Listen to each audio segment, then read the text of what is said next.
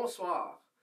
Nous sommes samedi le 21 mars 2020 et c'est le temps de la capsule Contes et légendes pandémiques numéro 5. Oui, nous sommes la numéro 5. Alors, bonsoir tout le monde. J'avais des très bonnes intentions aujourd'hui.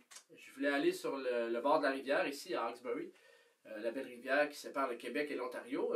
Hawkesbury d'un côté et Grenville au Québec de l'autre côté. Et là, je m'installe. Il faisait beau, mais le vent s'est levé, mes amis. Là. Un vent frisquait pas mal. J'ai essayé, c'était difficile. Et en plus, mon téléphone sonne pendant. Alors, je me suis dit, c'est pas le moment. Alors, dans la vie comme ça, il faut comprendre quand c'est pas le moment ou quand c'est le moment. Alors, je me suis déplacé en forêt, vous voyez derrière moi, dans ce paysage montagneux. Oui. Alors, honnêtement, c'est ma chambre. Alors, bienvenue dans ma chambre. Alors, pour la barre de la rivière, je me reprendrai. Mais j'ai été inspiré pour vous raconter une histoire de pêche aujourd'hui. Alors, ça va comme suit. La légende du pêcheur de la Gaspésie. Autrefois, en Gaspésie, tout le monde était pêcheur. C'était le métier qu'il fallait exercer. T'as pas le choix. Si t'étais pas un bon pêcheur, t'as aussi bien de pas rester là-bas. Hein? Alors, il y avait un pêcheur comme ça qui s'appelait Frédéric Lampron, mais tout le monde l'appelait Fred Lapoisse.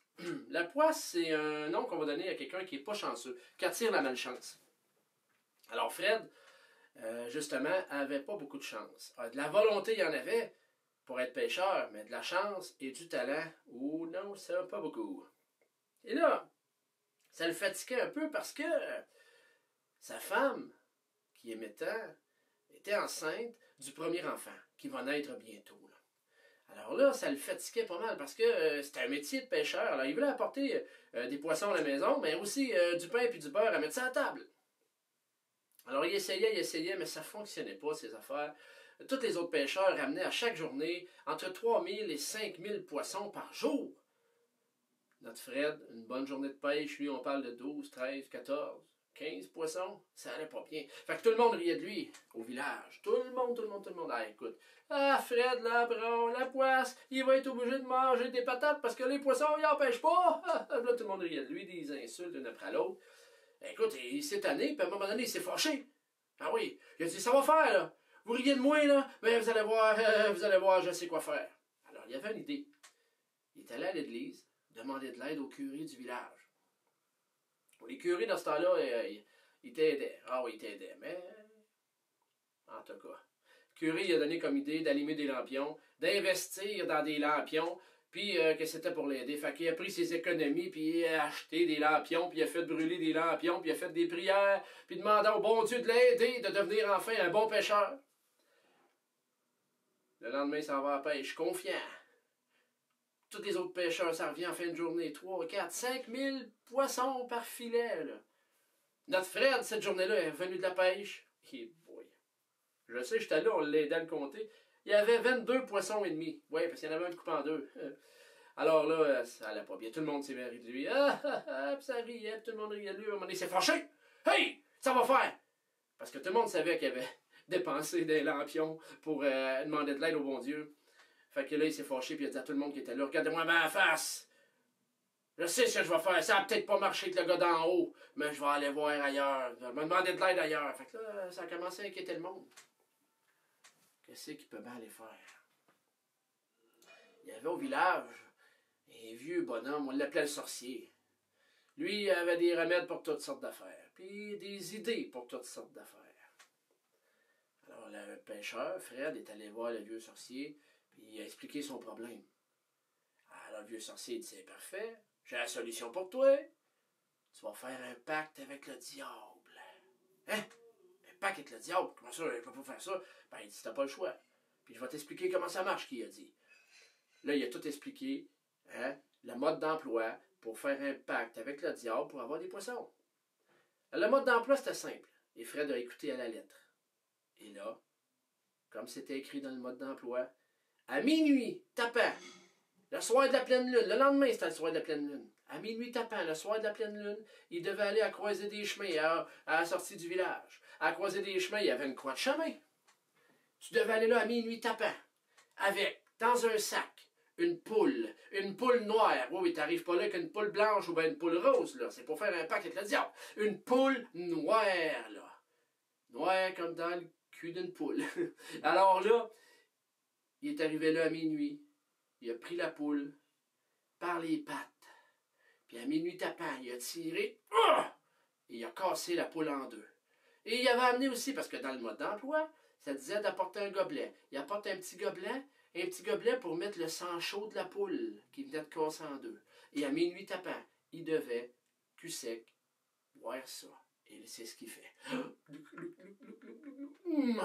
Il a bu le sang chaud de la poule qui venait de casser en deux. Instantanément. Oh! Oh, oh, il s'est mis à avoir des crampes dans le ventre. Aïe, aïe, aïe, que ça faisait mal. Oh, qu'il se tordait de douleur sans bon sens. Ça faisait mal. Ben, pour vous donner une idée, les femmes, ça a l'air que c'était pire que des crampes menstruelles. Ah, tabarouette. Oh, ça fait... Ben, un homme n'est pas assez fort pour résister à ça. Oh, paf! Il perd connaissance. Bang! Quand Fred a repris connaissance, ben, direct devant lui se tenait le diable en personne. Le diable le regarde. Salut mon Fred, qu'est-ce que tu fais ici? Ben là, il y a le diable, il dit ben, je vais faire un pacte avec toi, puis là, il a tout expliqué la problématique, puis là, qu'il était pour avoir un enfant bientôt qui va naître, puis il a besoin d'argent, puis tout ça, puis il veut être un bon pêcheur. Ben le diable, il dit c'est parfait. Il a tendu un contrat, puis il a dit ben signe le contrat. Hey, mon Fred, il pogne ça, puis il signe, toi. Et il lit pas pantoute. Fait que le diable, il le regarde. Il se garde une copie pour ses dossiers, puis il en donne une à Fred. Puis le diable, il dit à Fred, on se revoit dans 16 ans, mon homme. Fred dit, comment ça, dans 16 ans? Ben, il dit, lis comme il faut le contrat. Alors Fred regarde le papier, et en bas, en petites lettres, puis pas important de lire les petites lettres sur un contrat, c'était écrit, que le diable venait dans 16 ans chercher son fils qui va naître dans pas long. Alors 16 ans plus tard, il va venir le chercher et amener le fils travailler aux enfers avec lui. Alors Fred, il a rouspété. Il dit, oh, minute, je peux pas accepter ça, ça marchera pas. Ma femme apprenne que j'ai vendu le fils qu'elle va avoir dans pas long au diable, je suis pas mieux que mort. Et le diable, il dit, c'est signé, that's it, that's all. Paf! Le diable, il sac une claque à Fred, qui perd connaissance. Et quand il a repris connaissance, ben, il avait dans ses mains le contrat, couché à terre, à croiser des chemins, avec du sang de poule qui coulait encore à côté de lui. Et là, il était dans le trouble. Il était dans le trouble. Et là, en marchant vers sa maison, il s'est posé la question que bien des hommes se posent. Est-ce que je dis la vérité à ma femme? Oh, ça, il y a bien des hommes qui se posent cette question-là. Puis moi, je vous dirais, t'es mieux de la dire, la vérité. Oh que oui. Mais Fred a fait la gaffe de décider de ne pas dire la vérité à sa femme. Il est arrivé à la maison, il s'est couché. Il n'a pas dit un mot. Le lendemain matin, il est parti à la pêche. Cette journée-là, mes amis, quand il est revenu de la pêche, dans ses filets, et j'étais là, je l'ai raconté avec tous les autres pêcheurs, dans ses filets, il y avait 22 383 poissons. Toute une pêche. Le monde, ils ont dit, ben, qu'est-ce qui se passe, mon frère? Ben, on n'était pas habitué de le voir avoir des bonnes pêches comme ça. Là, tout le monde lui a posé des questions, puis il n'était pas pour dire qu'il avait fait un pacte avec le diable. Alors, il a dit, ben, j'ai trouvé un spot quelque part, là, puis c'est mon spot à moi, je vous le dirai pas, parce qu'un vrai pêcheur, quand il trouve un bon spot, il le dit pas, il garde ça secret. Il arrive chez eux, met de l'argent sur la table, du poisson. Sa femme, elle comprenait pas ce qui se passait. Elle dit, que c'est ça?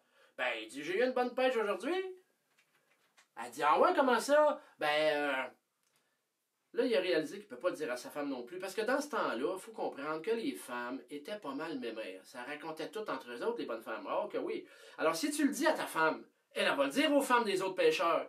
T'es faite, les autres pêcheurs vont le savoir. Alors, il a dit, je te le dis pas, mais les pêches vont être bonnes, je te le garantis. Alors, il n'a toujours pas dit la vérité à sa femme, mais le temps passe, les journées passent, il devient un des meilleurs pêcheurs de la place, ça va bien. Hop, la femme accouche, comme de raison, un fils. Le temps passe, puis quand le temps passe dans les histoires, il passe vite. Fou, il vient de passer. L'as-tu vu? Alors, on est rendu 16 ans plus tard. Et 16 ans plus tard, Fred Lampron est devenu le meilleur pêcheur de la place.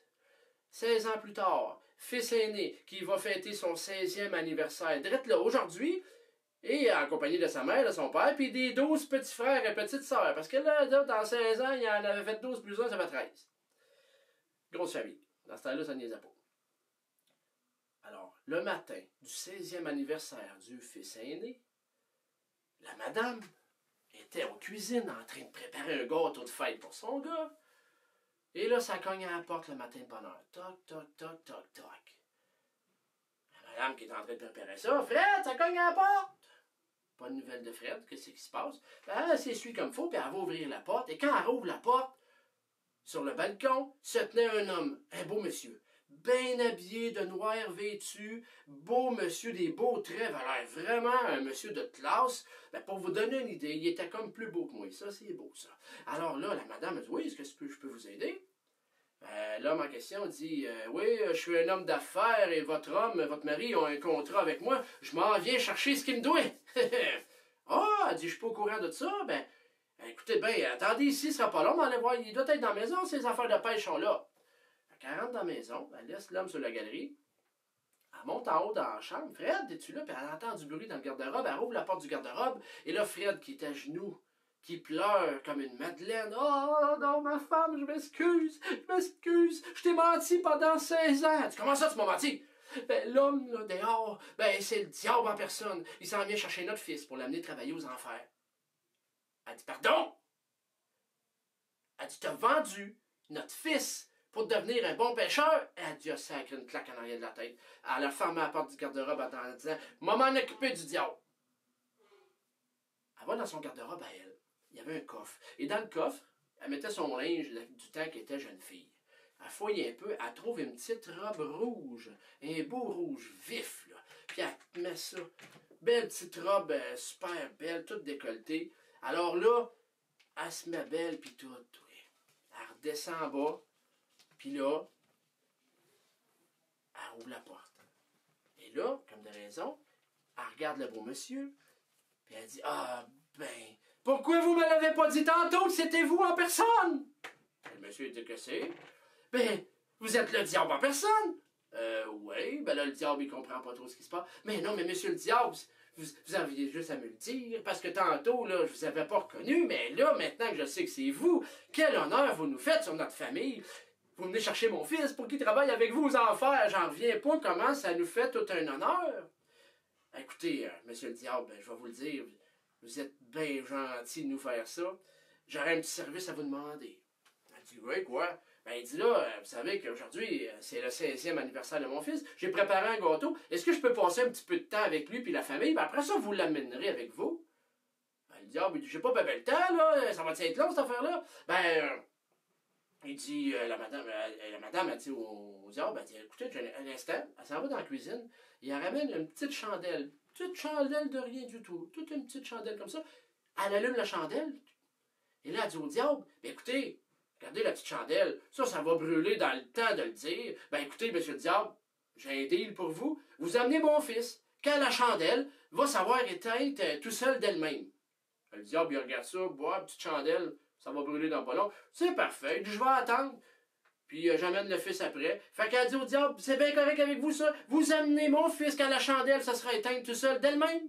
Le diable, il dit, parfait, pas de problème avec ça. Ah, elle dit, monsieur le diable, vous êtes tellement gentil. Ah, je vous remercie, monsieur le diable. Puis là, ça s'est mis, ça y picotait dans le nez, la madame. OK, elle dit, tchou! Et là, elle a éternué. Sa chandelle. Ça a revolé vers la face du diable. Et là, la chandelle, ben, elle s'est éteinte. Fait que le diable, il s'essuie la face un peu, puis il dit, OK, la chandelle est éteinte, let's go le fils, on s'en va aux enfers. Elle dit, pardon, monsieur le diable? Ben, monsieur le diable, il a dit, la chandelle est éteinte, envoie le fils, puis je m'en vais aux enfers. Elle dit, pardon, monsieur le diable? Là, le diable, il dit, que c'est? J'ai une petite question pour vous. Est-ce que la chandelle, elle s'est éteinte tout seul d'elle-même ou pas? Bon, là, le diable, il dit, on va pas jouer ces mots, là. La chandelle est éteinte. Ah ouais, le fils, puis que je m'en ai aux affaires. Fait que là, la madame, elle a monté d'un ton. Oh, puis quand une madame monte d'un ton, même si c'était le diable en personne, oh, bon, t'es mieux d'écouter. Elle dit, pardon? Vous aimez ça, les deals, vous, monsieur le diable? Ben, on avait un deal, vous pis moi. Vous ameniez mon fils quand la chandelle était pour s'éteindre tout seul d'elle-même. Ben, j'ai des petites nouvelles pour vous quand il a dit. La chandelle, elle s'est pas éteinte tout seul d'elle-même. Fait que le fils, il reste ici. C'est assez clair? Le diable, il s'est mis à rouspéter. Elle te l'a pogné par le collet. Elle a dit, là, monsieur le diable, un deal, c'est un deal. Puis elle te l'a poussé en bas de la galerie. Le diable a eu peur. Elle lui a pris, écoute, le diable a pris la poudre d'escampette, la queue entre les jambes. Hein? Le diable, il y a une queue en arrière. Il a pris ça entre ses jambes et il est parti. Et il a eu peur. Il a eu peur, puis la madame avait raison. Un deal, c'était un deal. Elle est remontée en haut dans le garde-robe. Elle a ouvert la garde-robe, elle a pogné son frère par les oreilles, elle l'a sorti. Elle a dit là, tu t'en vas faire ta journée à la pêche. Puis quand tu vas revenir, on va fêter mon gars. Parce que mon gars, il reste ici, qu'il a dit. Hey, Fred, il a fait ah ouais, comment ça? Pose pas de questions. Le diable, moi, c'est occupé. Et mon frère, il est parti à la pêche. Quand il est revenu de la pêche, écoute, un gros buffet, festin. Ils ont fêté le 16e anniversaire du fils aîné. Ça a été tout un party. Puis le diable, ben, il n'a pas été invité, il m'a dit. Puis même s'il avait été invité, d'après moi, il a eu assez peur qu'il ne serait pas venu. Il ne serait pas venu, le diable, pantoute. Mais ça, cette histoire-là, c'est une vraie histoire. Puis cette famille-là est devenue, parce que le diable est parti tellement vite qu'il n'a pas annulé le contrat, lui-là. Tous les descendants de Fred Lampron, dit Fred Lapoisse, sont devenus les meilleurs pêcheurs de la Gaspésie de père en fils. Ah, je vous le dis.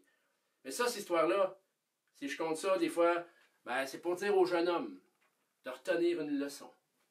Parce que t'as beau être le diable en personne. Il y a une affaire que tu ne pourras jamais combattre. C'est le charme et l'intelligence de ces dames. Alors, retenez ça, les messieurs, je vous le dis. Moi, j'essaye de le retenir. Bon, des fois, je l'échappe un peu, là, mais il faut toujours se rappeler que même si tu es le diable en personne, tu ne peux jamais combattre l'intelligence et le charme de ces dames.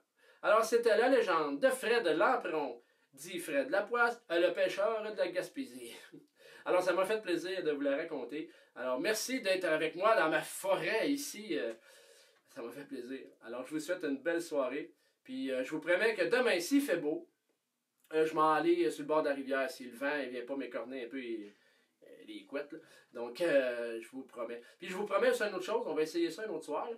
Je vais demander, puis je vous l'annoncerai d'avance, on le fera en live. Je vais peut-être faire un live sur Facebook, sur ma page, puis ça sera vraiment en live. Là, c'est pas en live, là, c'est enregistré. Là, je m'en vais pitonner sur l'ordinateur, mettre ça sur c'est ça, un petit montage, là, tout ça.